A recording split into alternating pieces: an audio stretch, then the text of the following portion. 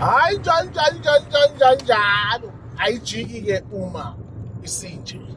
Yebo, yes. Hayi isukile nomndayi. Impela. Yebo kezwa. Oh my God. Ayisukile.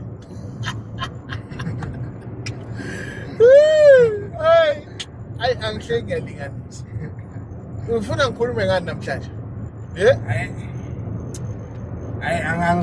Angakazi mkhulu, angazi. Ufuna ngikhulume ngithini? Awazi. Angakazi. Alright. Ithi ngikulekelele. Imvuma kufa, uyayazi angithi? Hayi lutho. Alright. Okay. So, asike sithide kancane ngimvuma kufa. Kunomuntu ongenwa isimo sabantu abadala. Kunomuntu ongena abantu abadala kodwa ngamelwe isimo sesiphiwo samakhosi okanye asithi nje isiphiwo sobungoma. Ngoba isiphiwo sobungoma sihlukene izigaba okanye izinhlanhla ezihlanu kahle izinhlanhla. Ngoba khona amakhosi ahlukile nawo.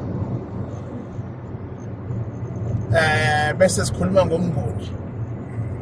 Umnguni wamanzi, umnguni walo waphezulu. Right? Kube khona yebo yeswa. Amandiki namandawo. Yayizwa lo ndaba. Ebese khona futhi emngomeni. Ngoba seba khona umuntu ozongamelwa imimoya yabalosi. Ayawungizwa. Ngiyakuzwa. Nakhona kulomlosi okanye kulabalosi. Bakhona abaphezulu, bakhona abamanzi. Ayijulile. Ngiyangizwa ngithini? Singakafiki lapho ekutheni esiphiwo sakho sihamba ngamuphi ushuni. Siqale lapha ekuqaleni ukuthi uze usuwazi ukuthi unani. Ngoba phela abakini kumele bafike kwena bakwazise ukuthi wazishe ngawe. Okwesibili, umnikazi womsebenzi wakho aphinde azazise yena ukuthi ungubani kuwena. Okwesithathu, aphinde akukhombise indlela afisa uthi uziphathe ngayo. Okwesine, ebese bakwenzela umzekelo ukuthi uzolashwa kanjani. Iyona ndlela la uyobona khona ukuthi lo mbhemu okulaphayo uyakudakelwa noma wenza into eyiyona. Ngoba kumele enze leyanto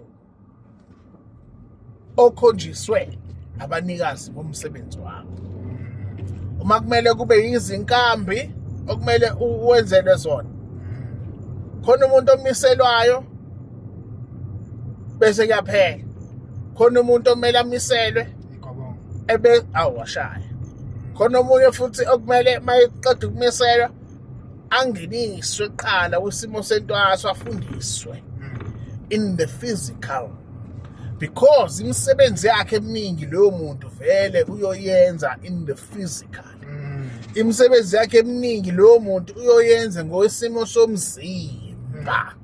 Ingakho ama-examples, ama-practical examples, uma ewenza ama-practical examples based on what they are going to do.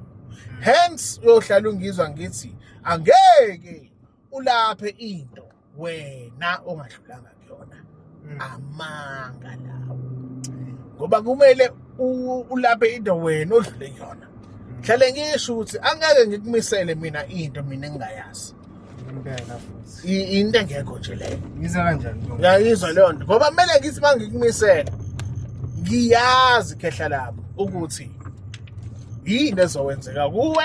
Number 1, uma sufika nemibuzo ngibe nalezi impendulo lezi nami engangiyidinga mhla ngidlula kulonto.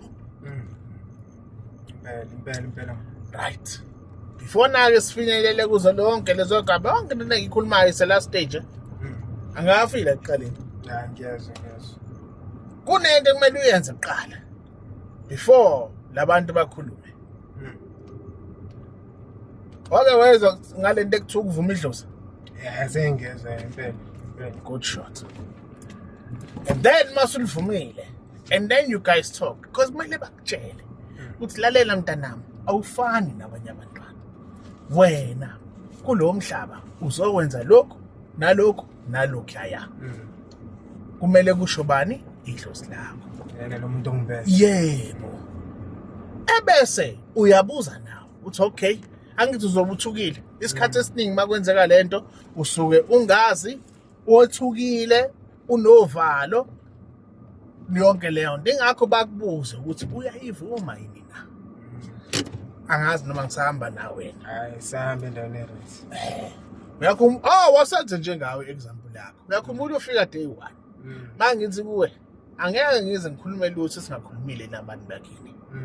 Masikhuluma nabakini ebese wathi sekhuluma umkhulu wakho ebese wa understanda wathi uyavuma kodwa usacela ukuyothi uyokhuluma ekhaya kini iqala ubese ukuthi bathini angithi impela masiqeda lokho ebese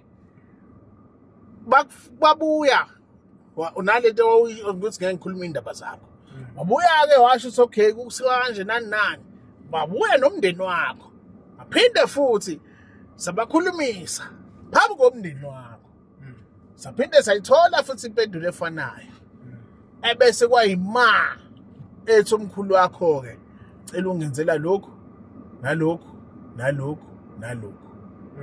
ebese uze wazi mfana wami uthi mase wenze lokho sukela ngalolu suku awusasiyena konje igama lakho lokuqala uManqoba igama lakho uManqoba umlu okay hayi wena usho malungile okay right awusasiyena ulokhu njani namuhla usungu sibanibani sukela namuhla ebese ke that was when we did lama rituals zakho exactly how umkhulu wakho wanted it.